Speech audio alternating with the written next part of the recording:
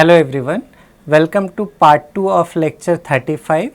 We'll continue the discussion on the remote sensing application in drought studies.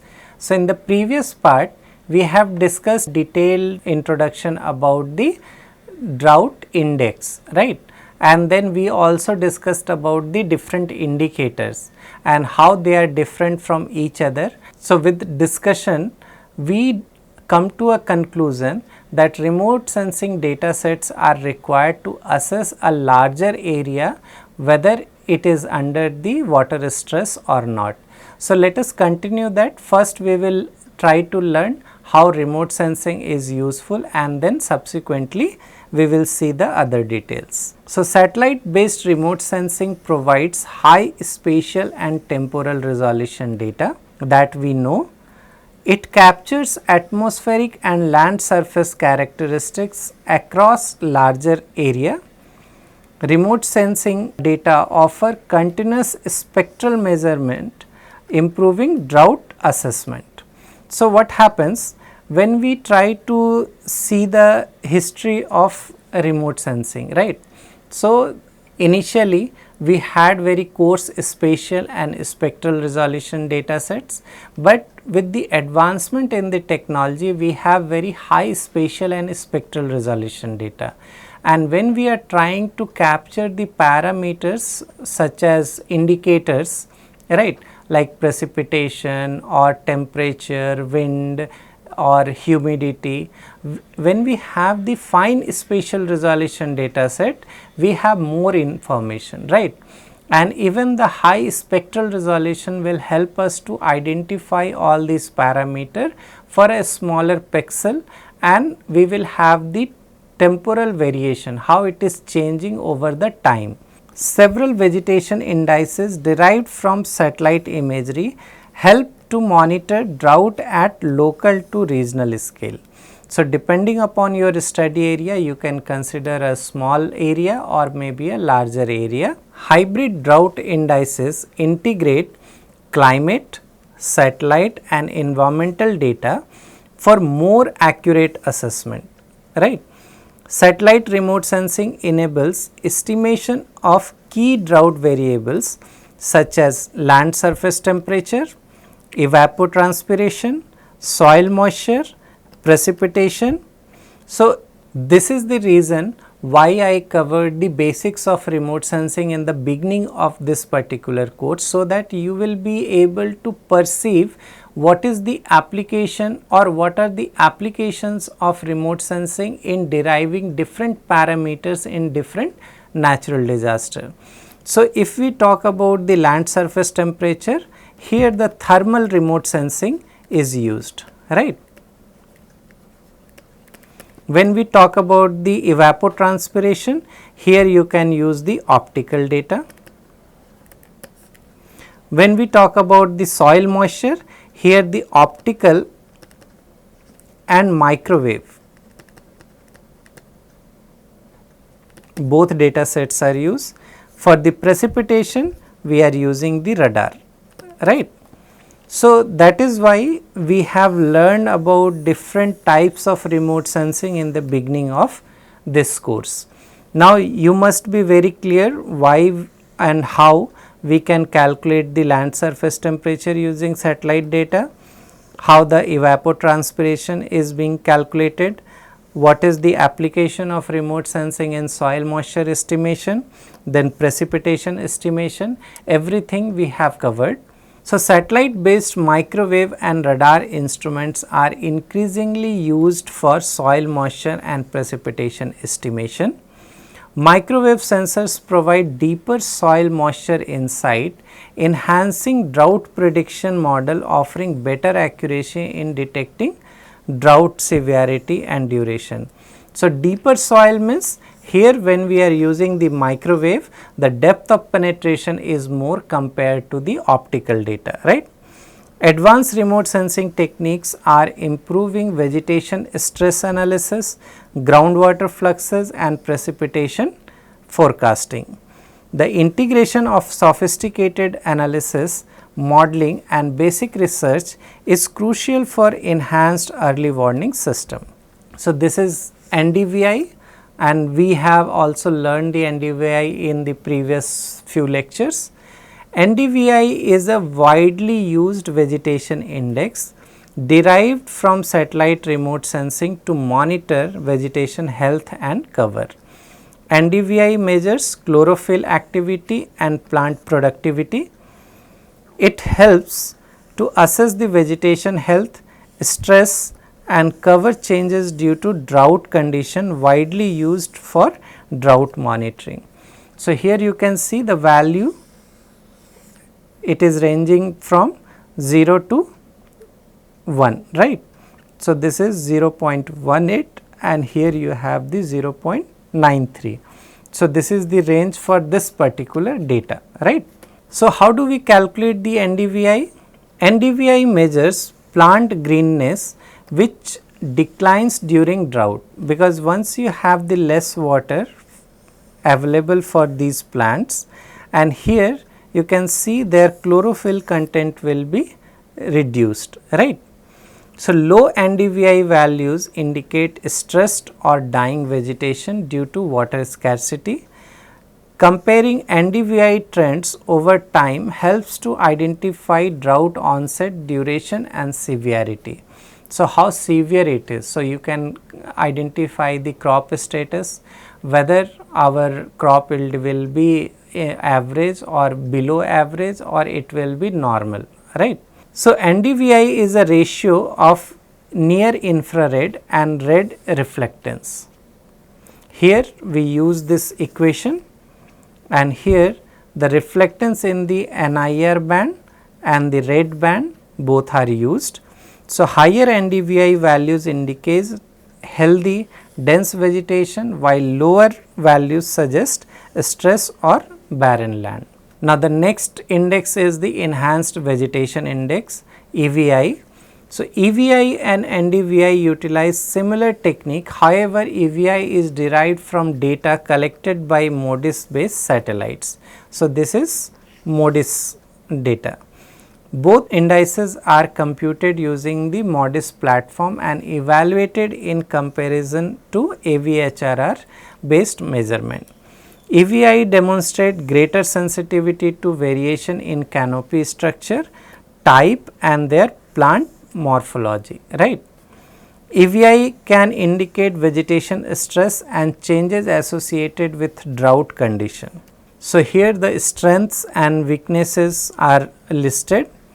So, here you can see the high resolution and broad spatial coverage across different terrain, that is the strength.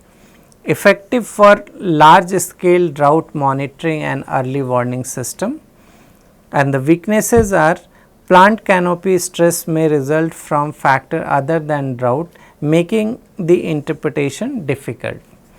Limited historical satellite data makes long term climatic study challenging, right. Now, we have the TCI, temperature condition index. It is developed by Kongan with the National Oceanic and Atmospheric Administration NOAA in the United States, and it uses the AVHRR thermal bands to assess vegetation stress due to temperature and excessive wetness. It estimates condition related to maximum and minimum temperature, adjusted to account for different vegetation responses to temperature change. Land surface temperature was calculated using the following formula. It is from the Wong et al. 2001, and you can see the land surface temperature can be calculated using the band number 4, right, and band number 5, where LST is the land surface temperature and the T4 is the brightness temperature of AVHRR channel 4, and this is the brightness temperature of channel 5 of AVHRR, right. So, remember, whenever you have some numbers, it is specific to a particular sensor, and if you want to use some other data, you have to translate this number with respect to their wavelength to the other sensors. The TCI is a remote sensing based thermal stress indicator to evaluate the water stress on vegetation due to higher soil surface temperature, and this is how we calculate, and LST is the smoothened 8-day land surface temperature, and LST max and minimum are defined as the maximum and minimum values of LST, and values in multi-year, and I is based on the monthly scale. And here you can see again the strength and weaknesses are listed. So, used alongside NDVI and vegetation condition index for drought impact assessment. So, this NDVI and VCI and the TCI, these three are used together to evaluate the actual situation of the area with respect to water stress. Now, we have the VCI. The VCI is utilized for the evaluation of vegetation in drought condition affecting agriculture. VCI utilizes AVHRR thermal bands. It helps to detect drought condition and pinpoint their onset, particularly in regions where drought events are localized and less distinct. It also assesses the impact of drought on vegetation by tracking changes over time and comparing them with historic data, providing insight into the onset, duration and severity of the different drought episodes. So, VCI can be calculated using this equation, and here this smoothened 16-day NDVI is used, right. So, this is the 16-day NDVI, and minimum and maximum are used here, right. This is again the strength and weaknesses of VCI, vegetation condition index. Now comes the VHI. The vegetation health index is a widely recognized drought index derived from remote sensing data, right, and it is followed by many researchers. You can see the list is here. It is formulated as a linear combination of two key components. The first one is the VCI and the second one is the TCI. The VHI is based on two primary assumptions. So, here the first one is the vegetation health deteriorates when NDVI values are low and LST values are high. So, if NDVI is low, right, it could have many other reasons why a particular vegetation is under stress, but at the same time we are analyzing the LST and the temperature is also high, that confirms the stress is because of the temperature and water scarcity, right. Since the relative influence of vegetation and temperature on overall vegetation health is uncertain, VHI is commonly calculated as the average of VCI and TCI. So, the vegetation health index is given by this equation. So, here the VHI is equal to alpha VCI plus 1 minus alpha TCI, and alpha is the weight parameter that is usually set as 0.45. It is based on different experiment which is done by many researchers. So, you can see the Kongan 1997, 2001, they have come to this conclusion that it is generally 0.45. The vegetation health index, the VHI and its two components are analyzed in correlation with the standardized precipitation evapotranspiration index SPEI at various time scale.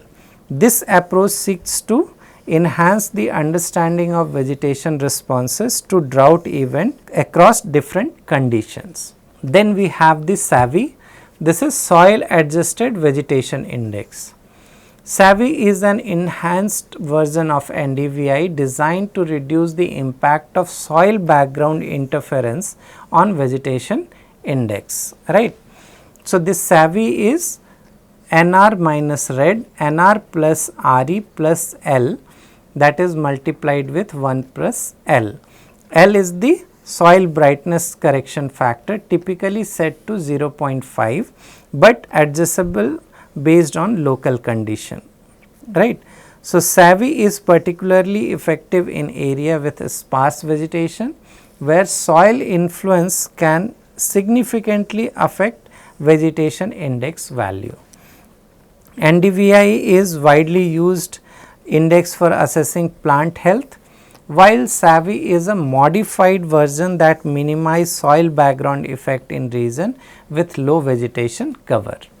So, this is one of the index which is widely used. Now, here you can see the details of the papers that we have used in the previous slides. Also, we are using some of the inputs in the next few slides. Now, we have the NDWI. This is for the water.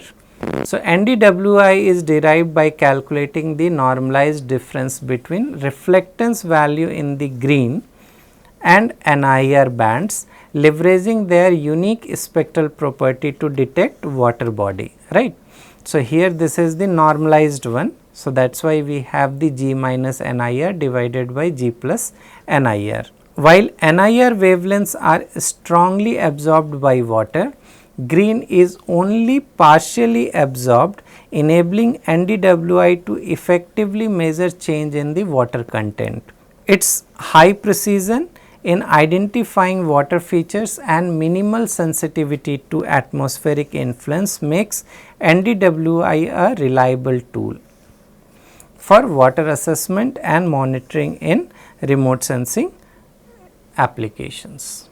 Then we have this LSWI.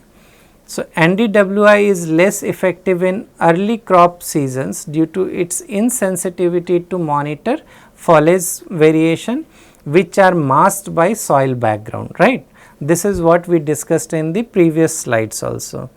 Since agriculture drought results from soil moisture deficit and vegetation water stress, NDVI should be used along with the water index for better early season drought detection. The SWIR optical domain is ideal for detecting leaf liquid water, which makes up 70 to 90% of the leaf weight, right. The 2130 nanometer band is less affected by ozone, relay scattering, water vapor and aerosol. Studies indicate that this particular wavelength is more useful for assessing vegetation water status, drought detection and water sustainability than the 1640 nanometer band. So, this LSWI can be calculated using this. So, here we are using two bands 858 nanometer, 2130 nanometer, and this can be mapped to any satellite data which you are intent to use.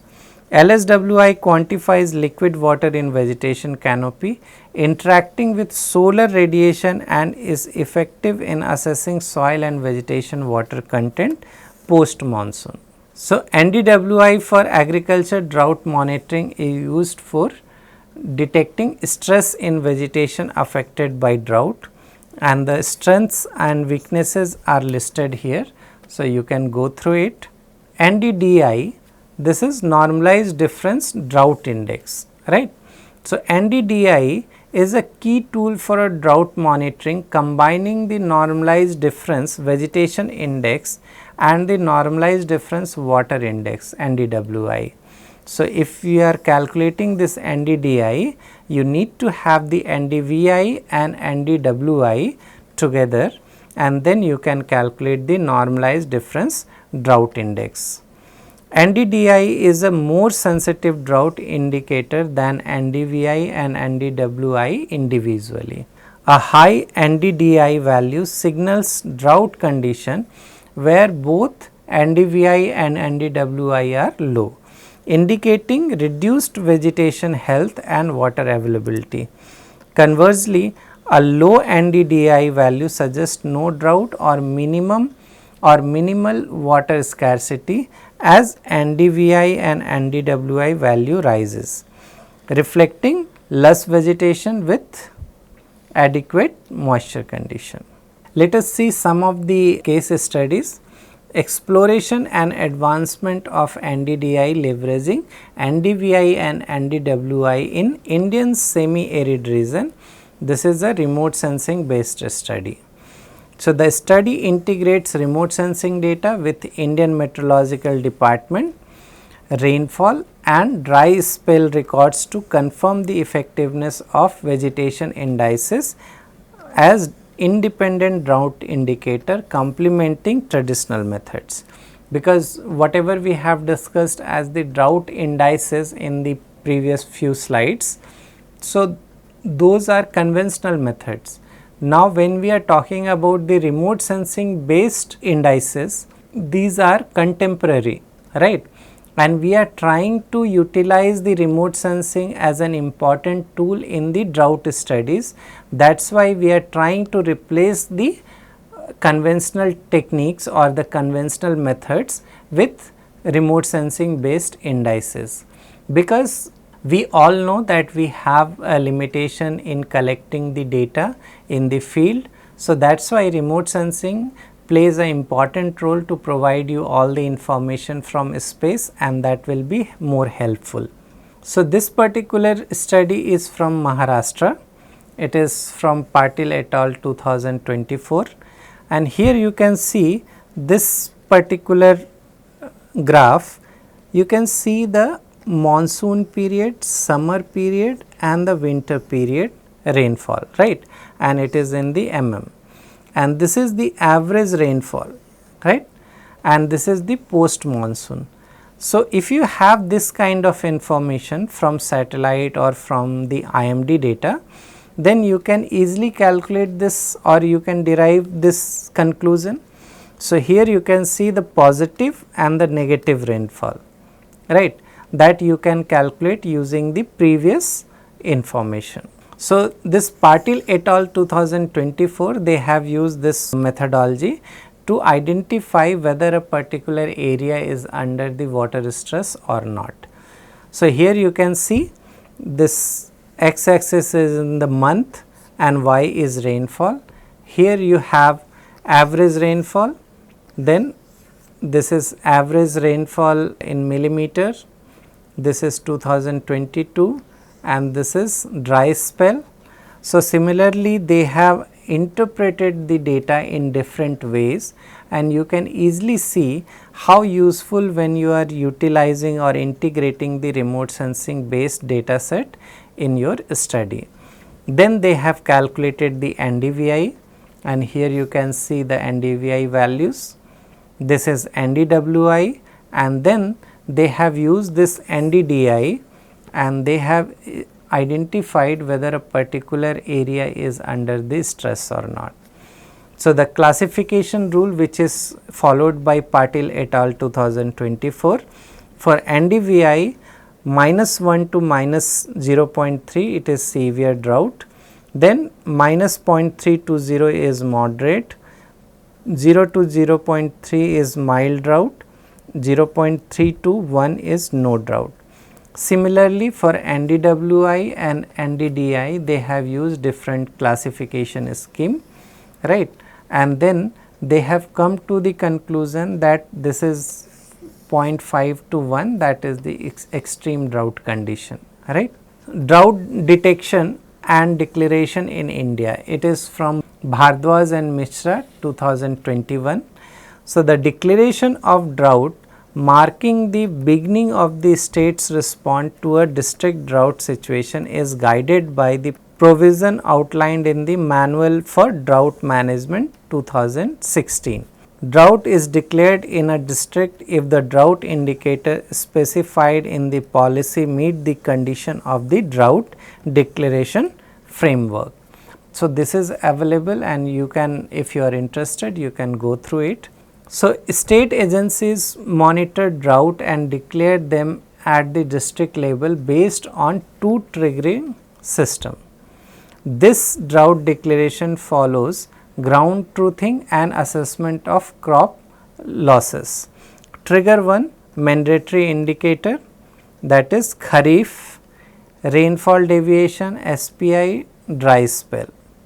Then Rabi, that is rainfall deviation, SPI, dry spell, reservoir storage index, groundwater drought index, right.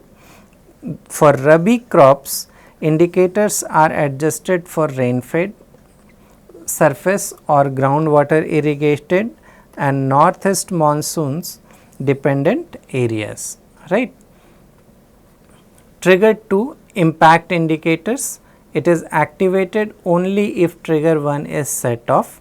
The indicators used here is remote sensing, NDVI, vegetation condition index, soil moisture, percentage available soil moisture, and moisture adequacy index. The hydrology part, there you have stream flow index, reservoir storage index, and standardized groundwater index, right. So, you can see the real time drought monitoring which is available, and here you have different codes and you can see whether a particular area is under the stress or not.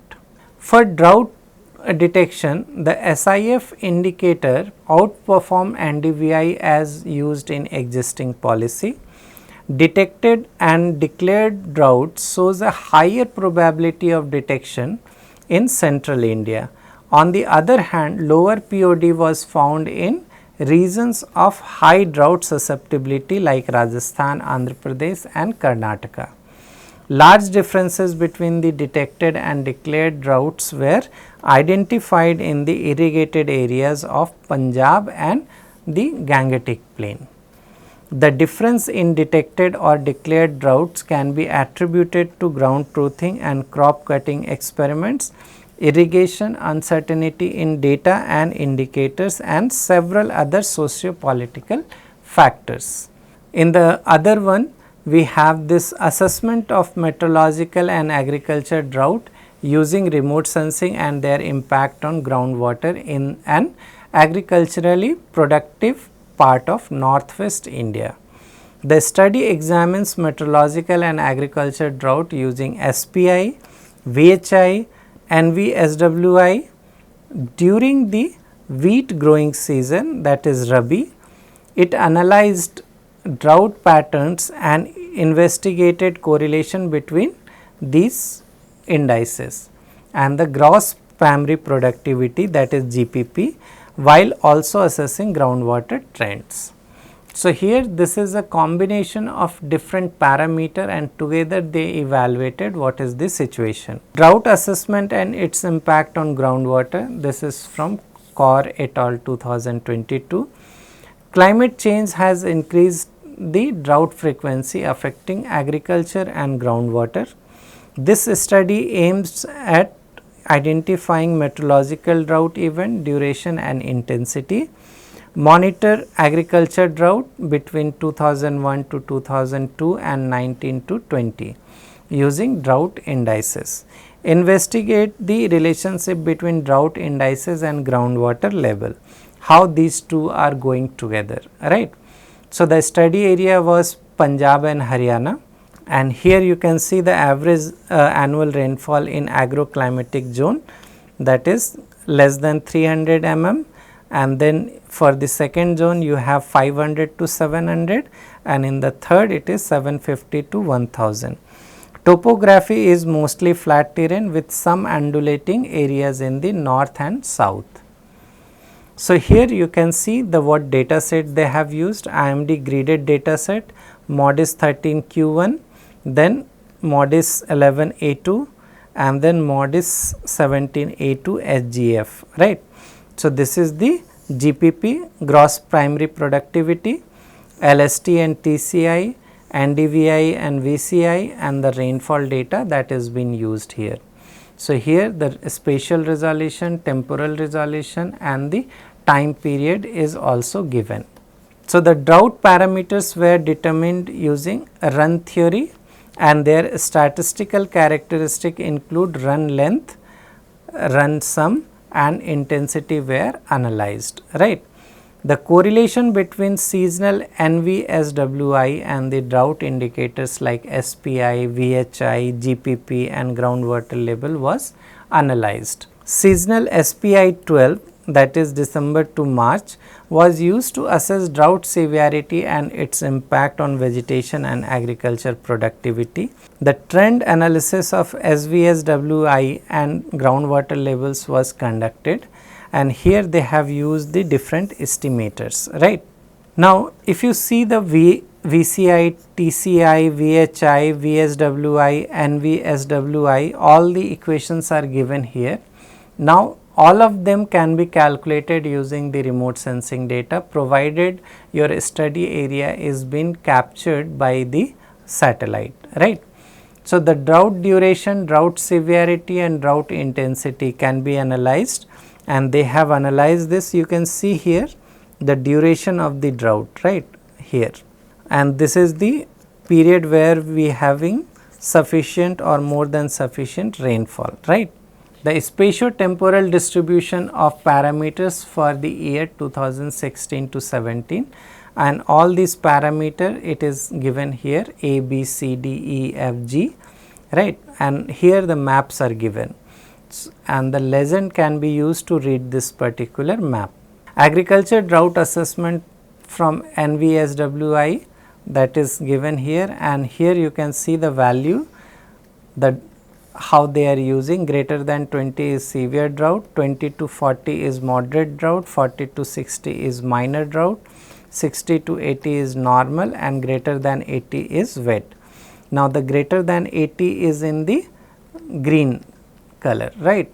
So, you can analyze these images with this legend. Here you can see the groundwater level and NVSWI relationship between this 2-year gap, right. So, here you can see for the Punjab and Haryana they have analyzed. The reason behind showing these examples or the case studies to tell you that remote sensing has potential to be used in drought studies, provided you should learn the basics and use the appropriate data sets, right.